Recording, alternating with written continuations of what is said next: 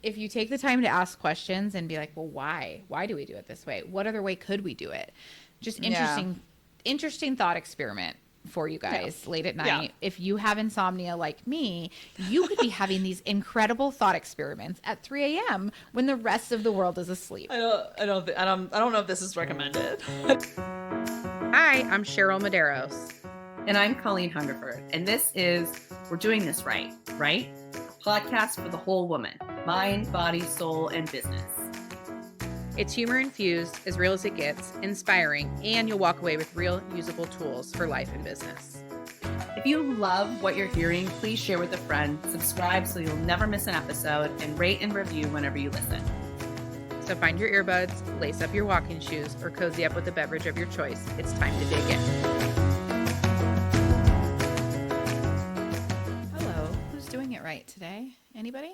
Please stand up. My hair is doing it right today. You can't see it because I'm wearing these headphones, but so if you follow me on Instagram, you'll have seen that New York Fashion Week has said, or fashion industry has said that the side part and big bouncy hair is back. Okay. And I am here for it. So I was like, oh my God, amazing. I mean, I love a middle part. I'll wear a middle part all the time, but I did full on Kelly Kapowski hair today and it was really giving. And wow. I'm just saying so my hair is really doing it right today and I haven't washed it in like 3 days. So that's what's up. I love that for you. That's what's up. I know. I love it for me too. I got my hair done yesterday. Speaking of hair, look at this. Oh, it looks bright great. Blonde. You're such a blondie blonde. I love it. I'm back. I know. I love it. I love it so much. I always do a side part, but the hairstylist did do a big one yesterday, which I was fine with. Yeah. Big fluffy hair. And it's that. And, obviously Kendrick brought back / I don't know if they ever went away for some of us for flared jeans, which listen, it's just a more flattering cut. I'm going to tell you, it literally is just a more flattering cut. Mm-hmm. So I like it a lot. I think it's really a great time for us ladies in our like late 30s, early 40s. Yeah. All the great our trends high school are coming has back. come back. It's so Hell fun. yeah. Yeah. It's amazing. Okay. Colleen, are you feeling very abundant today? I am. I think I am feeling very abundant, and that is something that I work on every single day. Oh, fascinating. Please tell me some ways that you work on abundance. I don't know. I think it's just how we talk about things, how we talk about ourselves, how we talk about difficult situations. I think it's something that I learned a lot about in being in real estate because, listen, if you can't have an abundance mindset, you're going to quit. You're just going to quit, I think. I think that's how it works here. Or any kind of sales job or any kind of commission-based career where you just have to know that there is always more and more is coming to you. And if you're just constantly afraid, then that's what you will attract. That's what will happen for you. You will make that happen for you. So I think, you talk about being the queen of reframe. And I think, I am too, right? But I think it's all just perspective on how you're looking at things and the viewpoint at which you look at something. There's lots of different viewpoints of which you could look at a situation, right? But you get to choose what that is. And you get to make that as a conscious choice. And even I think there's definitely times where I'm like, shit, this sucks. Or I don't have any money, or I don't have enough money. And it feels really scary, but it's it's a practice, right? It's a constant, okay, more is coming. More is coming. This is part of belief, manifestation, making things happen for yourself, reframe, whatever you want to call it. But I think it's also maybe a coping mechanism. I'm not sure. I mean, what do you think? Well, when you say a coping mechanism, I think about how when something's hard, I generally choose to laugh instead of cry. Yeah. I'd rather have a funny than, and it's the same with the abundance. I'd much rather feel the comfort of there's more coming than the fear of, oh my gosh, there's not enough to go around. There's not going to be enough. So obviously guys, we're going to talk about abundance mindset today. Yeah. If you haven't caught on. And I think we start with the definition. So the definition of abundance is the belief that there is enough for everyone, enough opportunities, success, wealth, love, and resources. None of those are limited. And that is in contrast to a scarcity mindset, which people with a scarcity mindset tend to think that opportunities are finite, which leads to competition and fear and hesitation. Yeah. And I think I really thought this was interesting. An interesting point that I have found in my research about this is that we are actually naturally wired for scarcity mindset because of, like, I always just say like science, like our biology, because when we were hunters and gatherers, you know, you had to be able to catch enough food, and it's a safety thing essentially. Okay. But that our minds are moldable. Like we have the ability to rewire what's going on in our brain, and we can do the work of shifting from naturally leaning towards scarcity mindset to then learning to shift your natural response to an abundance mindset. So what I'm hearing you say is that those of us with an abundance mindset are just more evolved. Yeah. Yeah. That is what I just said. That's what I'm hearing you say. That's what I'm hearing you say. Well, No, well done. And on the days where you catch yourself in a scarcity mindset, you've slipped backwards a little bit in the evolution, but you can fix it. Yeah. Yeah. I think this is easier for some people and harder for some people. I think that's just kind of the nature of, and there's so much that goes into that, like how you were raised and what your environment was like and what role models were there for you. And I don't think that if you came from a place of scarcity, those are your previous experiences, I don't think that you're like doomed, right? You're not stuck there. Things can always change, but I do think it can be harder, you know? I think, interestingly enough, you can have these different views, abundance and scarcity views, based on almost like topic or like, you know, like I think about, you know, growing up, my parents were very much like, you can do whatever you want. You go wherever you want to go to college. You can do blah, blah, blah. You're like, we'll figure it out. There was always a, we'll figure it out. But then like, you know, like sometimes with money or something like that, it was a different viewpoint, right? Like, so there's a lot of range in this as well. Like it's not, not a finite thing. And I have a lot to say about it, but I want to hear what you have to say, but I have go ahead. To your story point, I want to tell you about you're not stuck here. And I believe that, and I know this to be true, is I have taught myself the reframe by practicing it. And we all have that ability. We can all practice the reframe and shift to abundance, positivity, whatever it is we're looking for. And there is a factor of like being able to have enough self-awareness and recognition of what you're doing to be able to catch yourself in those moments and do the reframe and change your mindset. And I've got a zillion examples of times that I have caught myself moving more towards a scarcity mindset and then having to really, and like, I truly have just like a one-liner, like there's more coming. There's more coming. So if I find myself kind of feeling like really competitive about, you know, I work in a market with a lot of my friends, and our spheres of friends and relationships overlap. And what if one of my friends chooses to work with another one of our friends that's also an agent? Like that can feel really scarce. Truly, that's what it is. It's like that. Well, also it's just an ego hit, but it's really just like, I think they should be working with me. Yeah, those are very intertwined. I think they're integrated. I think the ego and the scarcity mindset are very intertwined, right? Because that's where that competitiveness, like that bad competitive, like I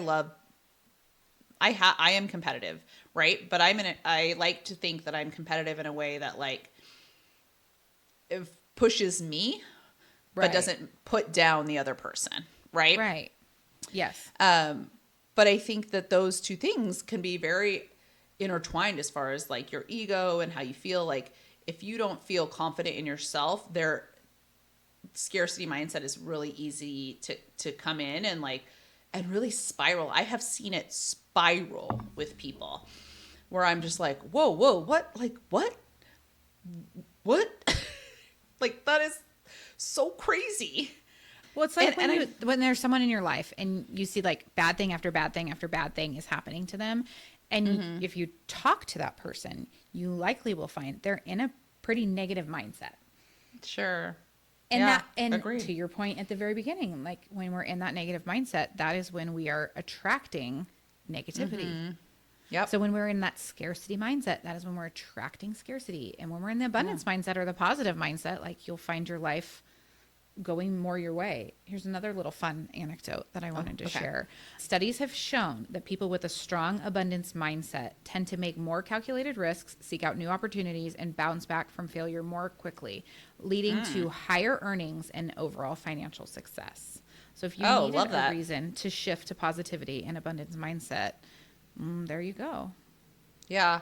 I think with abundance mindset comes a little bit of like, people might call it delusion. I mean, I don't know. You know what I mean? Like people talk about being like delulu, but I think there is a little bit of that in the best way. And I mean this in the very, very best way, right? Like I think, so here's a perfect example. And you and I we talked about this, right? I had a call a couple weeks ago with my cash flow coach, remember?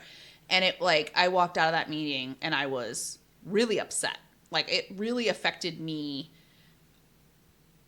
It was just like, oh no, based on this, our money comes in waves and different types of waves. It was like, oh God, there's not enough, right? Like when we looked at the numbers at that moment, there was not enough for all the things that I wanted to do and needed to do and whatever. And I was just like, I walked out of that meeting panicked. And I was just like, okay, here's the thing. This is probably why I don't like to look at numbers. But I know if I just focus on what I'm doing and making the money, and I also know that I have, these number of closings coming in, these number of things coming in, like I know the money is coming. If I focus on this part of like, it's coming, I know it's coming, it's going to be fine, it's coming. Mentally, I am in a much better place and I'm producing more to bring that money in, right? But in that probably day where I was panicking about not enough, I was almost paralyzed with inaction. Like it was just, it was awful. And I was like, fuck this. I never want to feel like this. And it's not like it's like, oh, everything's fine, I'm not going to worry about reality. But kind of like I kind of had to like dig myself out of that hole of like, okay, everything's going to be fine. I'm going to keep working. I know what I do is good. I know that I am successful. I know that I can make money very easily. I know that things will come to me easily, and we're just going to keep going. But I think also thinking about like outside influence and how other people are starting to make you feel, or how other people feel about money or success or competition or collaboration, like you have to kind of protect your space from those people, right? Until you can very easily bounce back from that, right? Like I very quickly was like, I don't know if this money coach is for me, because I like her, but the viewpoint that she had on this was, and she was not mean or bad or wrong, but like her viewpoint didn't align with my viewpoint on these things. And I don't know that it was the right fit for me. Right? Does she have a scarcity mindset? Did you identify that? Do you think? I don't know. I mean, I think she's very encouraging, but I just also think like the system that we were trying to use maybe doesn't work for the way that I make money. Right. Well, and not in the way you and I had talked about it. Like, yeah, if you want to start doing it the way that she was suggesting, she's basically the envelope system. Is that right? But right. Like some factor of that. Yeah. Well, like, yeah, if you haven't closed a big something in a minute and you've been paying all your bills, like you need a minute to build up to that place. Right. To be able to do that. Right. Especially in our industry. Like, yeah, when you had a big sale, that's probably the time to do that and start that. Like when you've you're a little bit flush, for lack of better words. Right. And like just like the seasonality of our business. It's the way it is. Yeah. So I notice a big difference between my husband and I on this is I have an abundance mindset. I don't know where it came Yeah. from. It's like my Yeah. Delulu confidence. It all is what Love it it. is. Yep. But I am always like, oh, like money's tight. Let's make more. And my husband's Yes. always like, money's tight. Let's spend less. Yeah. And I'm like, I don't That's how we want are. to spend less. I don't want to spend less. I like, that sounds terrible. More. That sounds terrible. But full disclosure, so I've been doing the GLP-1 shots for the last 6 months, and I notice a smaller impulse to shop. Oh. Have you Interesting. noticed? Have you seen anybody with that? No. And I am also doing it too, so it's fine. It didn't out me. It's fine. Sorry. We don't care. If everybody knows everything about us. I You know. want to hear my childhood trauma and the fact that I'm on tirzepatide? Who cares? Whatever. No, I think it's great. I don't know. I don't know that I have had a decrease in shopping tendencies, but I can see how some of that, they talk about with like a GLP-1. Impulses, right? Impulses, or like the food noise, right? Like it's like sometimes that food noise or the eating or whatever it is, we talked about this, is like a dopamine high. It's a rush. It's a instant gratification type thing. And I think shopping is the same way, Yep. I think it's the same thing. So I haven't experienced that, but I mean, good. It was a big difference in our Really? spending and in our packages being delivered. And I had a 2-month period where I had to come off of them because there was an insurance glitch. And I'm telling you, we should have just paid out of pocket to keep me on the medication because I spent that much or more. Oh, amazing. It was That's really so interesting. And my desire for alcohol is less. Yeah, Shopping, I would say that. Sweets, food, all of it. Like, yeah, it's kind of interesting to not be chasing like the dopamine rush in the same way. Yeah. I still really like it. Very strange Yeah. medication. It is strange medication, but it's like very helpful. by the Very way. helpful. I mean, Colleen told me last week, if you guys ever watch the videos, you know that my face has shrunk tremendously in the last 6 months. Yeah. I mean, I would say like we lost a person combined, probably. Yeah, we have. Like very close, or a small I'm sure we child. have, at least. absolutely. Yeah. Like what'd they say? Like a Backstreet Boy? We lost a Oh yeah, definitely. I lost more than in August just in my body Yeah. alone.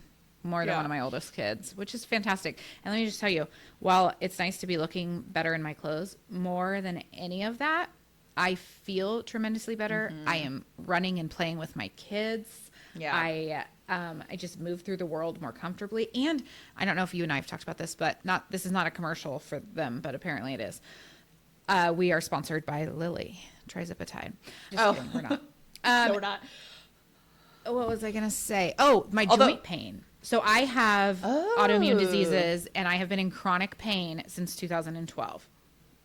I literally could count on one hand the number of days since 2012 that I have not had pain somewhere in my body. For the last 6 months, I feel so good. The only place I have pain regularly now is my lower back, which I have arthritis. Otherwise, Yeah. like, I don't know what happened. And I don't know Well, if do you it's think like the- I'm eating the less weight- sugar, I'm having less Yeah. alcohol. So I'm Less my inflammatory things inflammation going in your is body. less. Yeah, I wonder. I Or bet. is it the medication, or is it a combination of both? Or the weight loss, right? Like the less Right. stress you're putting on your. It's all. I bet there's a but combination of in all of it. 2012, when that started, I had not gained weight. I was still 40 pounds lighter than I am right now. Okay, fair. It was just Yeah, maybe it's the inflammatory foods or maybe Yeah. it's the magic medication. I'm not sure. I don't know, but we'll take it. Yeah, I'll take it. I think it's you either talk about like Atomic Habits, that book Atomic Habits. Like I found with this, like when you start to do one thing and then it compounds to the next thing and compounds to the next thing. That's what I have really found has been exponential for me, is like, you start to lose weight and then I was like wanting to do, like, I'm making sure I'm eating enough protein because that's important when you're doing this, right? And so I was like not tracking my calories, but I was trying to track my protein just so that I was like keeping up on those things. So then you're making different decisions in the foods that you're putting into your body. And then with that, I was like, okay, well, I don't want to get like a flat butt, so I'm going to start working out.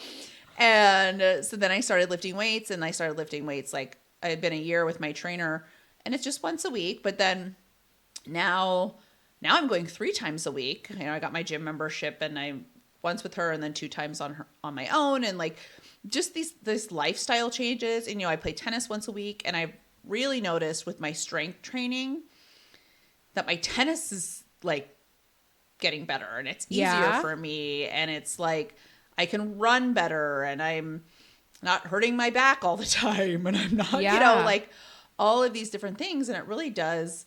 Sometimes it just takes one thing to kind of kick all of that off. So I don't know. Anyway. Yeah. Yes. We digress. All to say that I'm not chasing dopamine, but I am still chasing abundance and working really hard on keeping that mindset. Okay, so let's give the people some practical insights of how they can manifest or like have an abundance mindset. Well, we can do that. I want to touch on, because it talked about some of this when we were looking stuff up about this idea of collaboration and abundance and lack of competition and stuff like that. And I think, you know, you work at a company where one of the 10 main points is collaboration without ego. And I subscribe to that 100%. It is hard sometimes, for sure. And I think in a competitive industry that can be hard.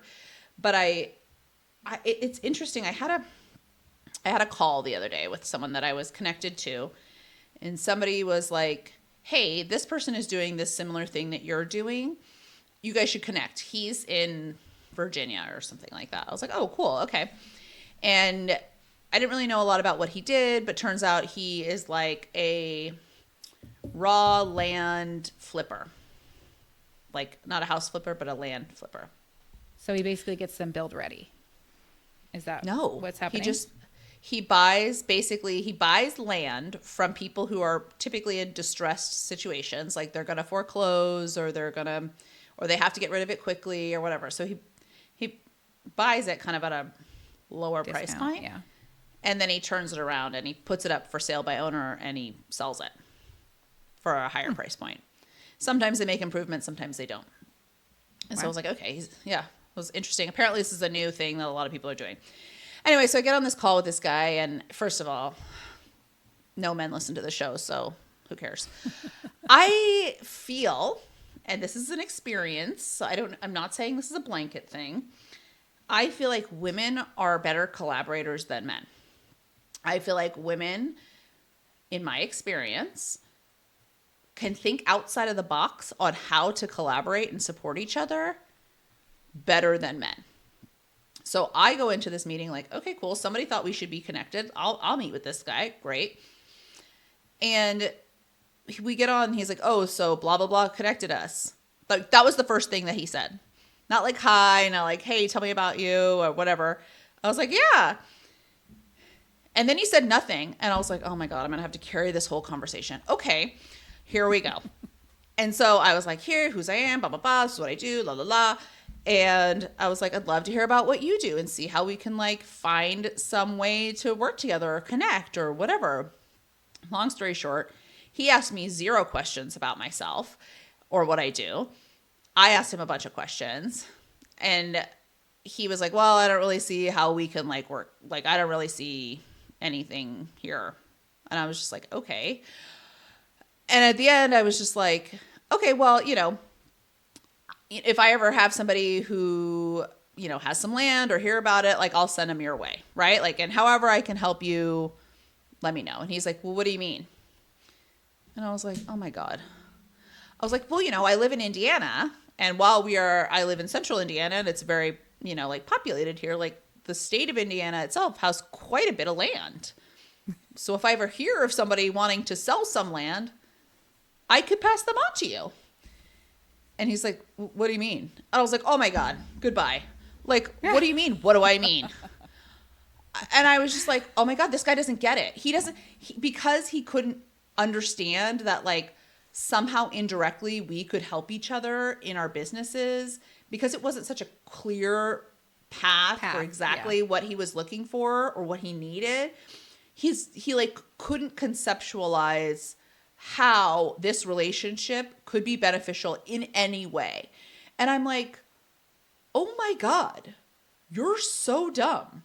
Like, any relationship, any connection, in my mind, in my viewpoint, there is a way that we could work together and help each other or recommend each other or connect each other with somebody else. Like maybe I don't have any land, but guess what? I also know like 1 billion agents across the country that might be able to, that might have people who, you know what I mean? Like, right. And his small brain, I'm just going to say it, could not understand how this could be a thing.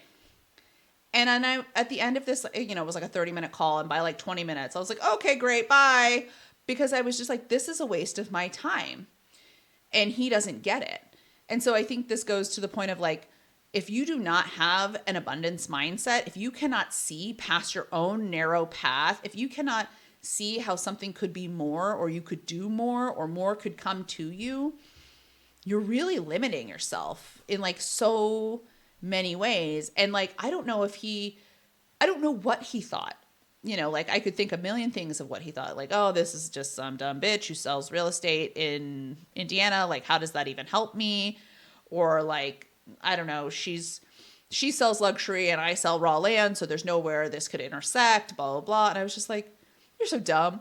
If I have clients with like high net worth, they might want to buy land somewhere. Right. Right. Like I could think of a million ways of how this relationship could be beneficial, but he couldn't get it. And I was just like, he was so scarce and so focused. I don't want to say focused, but so like narrowed in on what his little tiny niche was. And I think that is where people get limited. And that is in its own way a scarcity mindset thing, right? Mm-hmm. Like when you can't think outside the box, you can't think more. You can't see new opportunity. Yeah. Yeah. I was like, that's it. And then I was like, that's it. No more men. I'm not talking anymore. If somebody wants to introduce me to an abundance mindset business man, fine. But other than that, I'm out. No more of these guys. I love it. Okay, so practical ways to institute this into our lives. Okay. I was listening to the 10 times is easier than 2 times again this morning. Okay. And that was kind of where it came from. It says they were talking about how if you position your thoughts around, I want this instead of I need this, then it moves you out of scarcity and moves you into abundance. Like I want, what do I want? I want my driveway paved. I don't need my driveway paved. You know, like I want to go to Greece. I don't need to go to Greece. It's like a very small mind shift that you can do. The other thing that I always hear, and you guys have heard too. Go ahead. Well, what I'll say about that is it also takes the urgency or like this like feel of like necessity of like you're gonna like it's so important, right? If you're like, I need to pave my driveway or otherwise I'm gonna die, it becomes really stressful. But if you're like, I want to pave my driveway, you find a way to make it work because there's not as much stress associated with that. That's true. And there's another thing I was seeing here. Hold on, let me find it. Where it says, like, if you view money as a tool, it's not a stressor. Yeah. And you learn to attract more instead of hoarding it. So if instead of like feeling like I need to have money, money's a tool that I have. Money comes and money goes freely. So one of my manifestations at one point is health, happiness, love, and money flow freely and easily to me. Okay. And on that topic, though, you had a good point earlier when we were talking about this was if you have money flowing to you, chances are you also have more money flowing away from you. And that's okay. And you have to get comfortable with that. So let's talk about that. Okay, yeah. So I saw this concept. There's a woman that I follow, and I'm pulling up her name right now. Her name is Jamie Contrasanto. She's a 7-figure online strategist. She's like a online business strategy coach. Okay. And she's really into this idea of like abundance and manifestation and whatever. But she had this concept. She said, if you want to make big money, like big money, and the problem is not always like attracting, like wanting the money to come in. It's being willing to let the money go out and letting big money go out. And she's like, once you're comfortable with this idea of like the money can flow in big amounts and will flow out in big amounts, then you can kind of quote unquote like open the door to this happening for you, right? But she was like, if you're making millions of dollars, you're paying a crap load of taxes. Usually, you should be, but whatever. But when your tax bill comes, that's a big chunk of money that's going out, right? Or like if you're making, and then that's a big chunk of money that you're paying for your house or whatever it is, right? And your expenses will, for the most part, unless you're like Warren Buffett, which I'm sure he has tons of expenses, but like your expenses will increase, right? But you have to be willing to experience that money going out and not hoard it. Once you start hoarding, that's a scarcity mindset, right? Like when you're just like, I can't let this go. I'm afraid I'm going to lose it. And that really will like block the flows for massive amounts of money to come to you. And I thought that was a really interesting perspective. That is so interesting. And I mean, I feel it and I watch it. It's kind of like that. This is not an abundance mindset, but you hear often more money, more problems. Yeah. And it is, I mean, yeah. And I was talking to a client that I'm referring to, an agent in Ohio who has 3 properties there and she wants to sell them and buy properties closer that are easier to manage because she's out here. And she's like, this has been so stressful. And it is stressful. Like, I fought the urge to say like, oh, what a great problem to have. Because at the end of the day, it's still a problem. It's still a problem. Sure. And that's fine. It's just interesting way to think about, the kind of the same thing you were saying. The more money you have, the more you're going to spend. I have heard people say this comment of like, how fortunate they are to have to pay so much taxes. Because what that means is that they've brought so much money in. Yeah. I think that that's wonderful. That the first time I heard that, I was like, oh, wow, that's really interesting. Like, okay, you're still going to see me trying to reduce my tax liability over here. But at the same time, that is true. Like, I am happy that I am bringing in enough income that I have a tax bill and that my money will go for the good of everybody. Which, by the way, I wonder if the aliens like looking down on Earth look at like our countries and like how we have like collective taxes and all these things. Like we're not the only countries that do this, but like I wonder if they're ever looking down like, wow, these monkeys are weird. Like why is everybody not why are they doing all why that? Are they all sharing all their money? Like why is it like why do they have one person in charge? It just like really I recently have found myself thinking like paying taxes and being in a society in the way we are is so normal to us. Right. But what if it was different? I just have you ever considered that? Yeah, I mean, I think if you think about it, like all this shit is really weird. Like even when we were talking about insurance with Dr. Jenny and all of that, like all these concepts where we're like, we're gonna make money, and then we're gonna give people this money, and they're gonna just like hold it and do other things with it. But like, what? Like.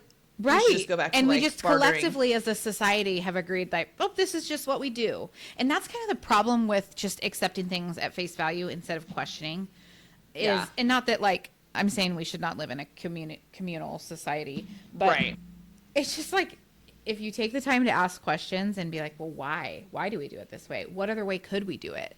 Just interesting thought experiment for you guys late at night. If you have insomnia like me, you could be having these incredible thought experiments at 3 a.m. when the rest of the world is asleep. I don't know if this is recommended. I don't know if this is one of the takeaways we want people to take away. No, but, okay, here's not a practical thing to put into place, but it's just something that's happening in my house. Okay, so I want to talk about like practical. So one of the things that I realized, and a lot of this revolves around money because like I did not grow up with money, so I've had to learn a lot about money and things like that. Like when I first started in real estate and you would get these big checks, I immediately was like, I better pay everything as much as I can because I never know when I'm going to get another check. Right? So like things that I could have put on payment plans or like that could have been paid monthly, I was like, let's just pay the whole thing because then I don't have to worry about it because I don't know when I'm going to get my next check again. And that really came from a place of fear of scarcity, right? Like, this is the only check that I'm going to get. And I don't know if it was Susie who said it to me or you or everybody, but they were like, Colleen, it's not like you're never going to sell another house again. Like, you know who said that to you? It was your coach last year. Yes, it was my coach. And she was just like, it's fine. Like, chill out. But I did feel that stress of like, I've got this check now. This is the money, the only money that I have right now.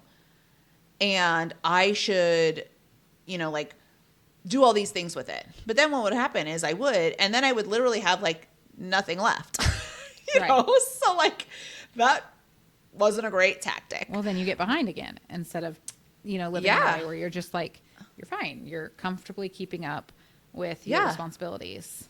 And it was things you need to do. But that was really a lesson in mindset, in understanding, and sometimes you need another person to kind of point these things out to you. So you need a buddy in this, really, like, or coach, or I don't know, listen to the podcast.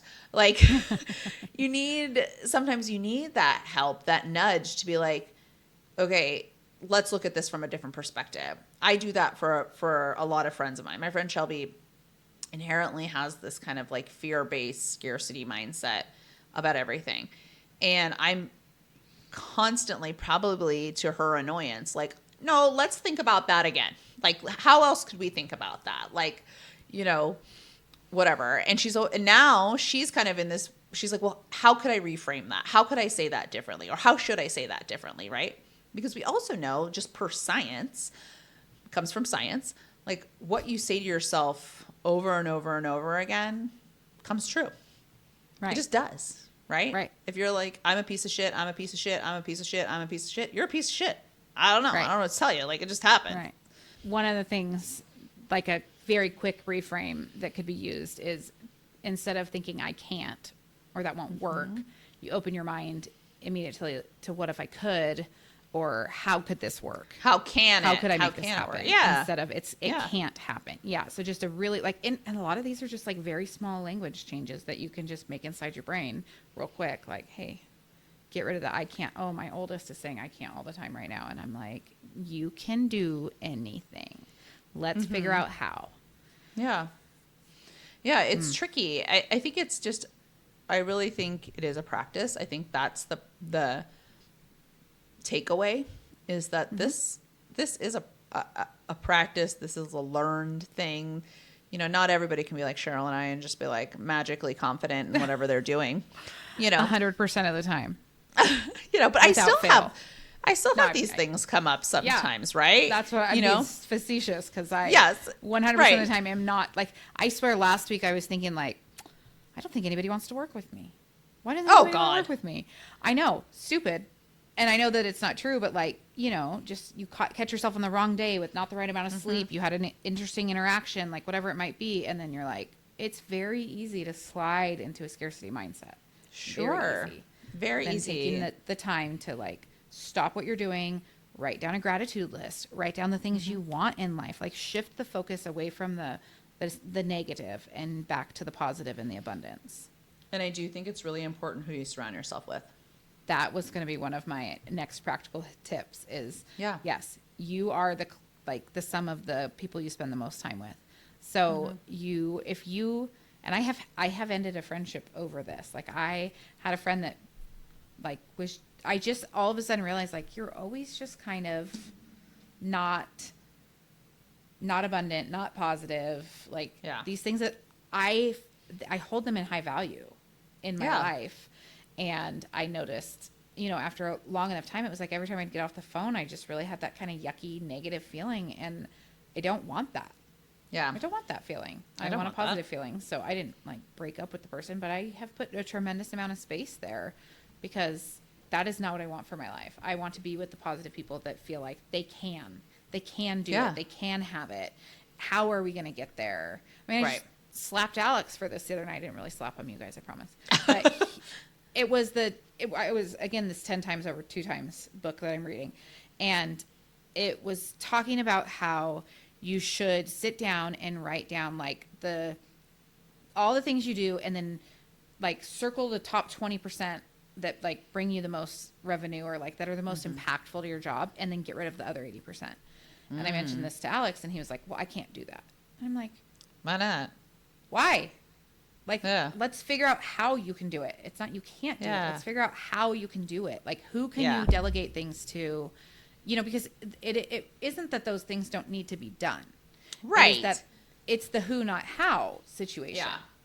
I think that's a good clarification on this. Like, I think when we say, like, you know, my husband is always like, well, how? Right? I'm like, I want to go to Greece. And he's like, well, how? Well, some of it I don't know yet, but we're going to figure it out along the way. Right? But some of it is like, we have to set the intention first. You have to set the idea, the concept, whatever it is that you want to do. Like, you have to kind of put it out there in the universe first. And then you figure out the how, right? Like, or the who, or the whatever it is. Think about this analogy. We all use our navigation on our phones in our car all the time. You put in the address first where you're going. Yes. And then the game plan, the directions come out. So like, you can't have the directions first. You just can't. That's not the order that life goes in. You have to have the destination first, and then you build a game plan. And actually, timely, my InspireHER collective is meeting today, and we did our Vision to Reality seminar with them all last month. And so everybody has taken the time to like set their visions. And then today we're going to break down the practicality of like, okay, from these visions, like, what is our goal for this year? And then what are the daily, weekly, monthly tasks that need to be accomplished so that we can get there, so that we can take that vision, that destination, and build the roadmap so that we can get there. Yeah. Because having the vision is step one, but it's not the last step. No. But you got to kind of always keep that vision in your forefront of your memory. It's just like, you know, also like, okay, what house am I going to? Like, you have to remember where you're going so that even the directions might take you there, and you could still drive by the house. You're not paying attention, right? Yeah, I mean, you're not focused on where you're going. Like, you get distracted by the kids fighting in the back seat. I mean, this analogy is just perfect, you know, like, well, and then Susie with her bumpers or her like guardrails, if you will, on like, you know, that's important too. Like, what guardrails can you put in place so that you eliminate the distraction, so that you don't drive right past your exit? Yeah, exactly. Oh my God. I'm always like, shit. Shoot. Or like, I thought I knew how to get there, but then I didn't. Yeah. And I got close, but I didn't get there because I didn't keep my focus on where I was going. And I had a plan to get there. The directions told me to get there, but the directions didn't know that the off-ramp was closed. So now I have to find a different way to get there. Right? Yeah. Like this idea of, oh my God, look at our analogy is so good. And so good. You have to, right? Like you put the intention out there, you put the goal out there, right? And then you create a plan. You get the directions to go. And then guess what? I don't know. Somebody doesn't let you on the freeway. Car accident on the freeway. Somebody doesn't let you over. You can't get off the freeway. So, you know, like the location, the restaurant you're going to actually closed down and now it's in a different location. Like, shit happens, right? But if you still want to get to that place, you just have to keep going, and you have to like adjust and move, but have this goal in mind. And it's not always the how is not always going to be super clear. You can make it as clear as possible, but it's not going to always be super clear. And I think that's where, you know, if my husband and I struggle in places, he wants to know the how beforehand. And I'm like, I don't know, because we haven't even decided to do this yet. Like, how do I know the how? Problem for a different time. Right now we're setting the destination. Right. So it's very interesting. I love it. Well, guys, I feel like we really did it right today. Is there anything else you want to leave us with? No, I think that's it. I mean, I just hope that everybody can take this to heart, and I hope that people will. And I really want everybody who listens to know, like, this isn't something that you can't do. Everybody can do this. Everybody can do it. It's hard, right? But you can think with an abundance mindset. You can think in a positive way. You can think with a can-do attitude, whatever you want to call it, right? Like, but if you need help or you need practice or you need a buddy, like, we can be We're that here. for you. Slide into our DMs. For sure. Slide it right in. Also, if you're not following us on Instagram or TikTok, please follow us. We're Or doing LinkedIn. this. Or YouTube. Yeah, We're doing everywhere, this guys. right pod is our handle. Doing this right pod. So go and follow us, like our posts, share it with somebody. We'd really like to we'll put the ask out. Like we'd really like to grow our podcast and grow our following this year because we think we're putting out some good info. We got some good shit content. coming out of this. We got some Homegrown Yeah. studio here. Yeah, exactly. I want to leave you guys with this. First, I want everybody to take a deep breath.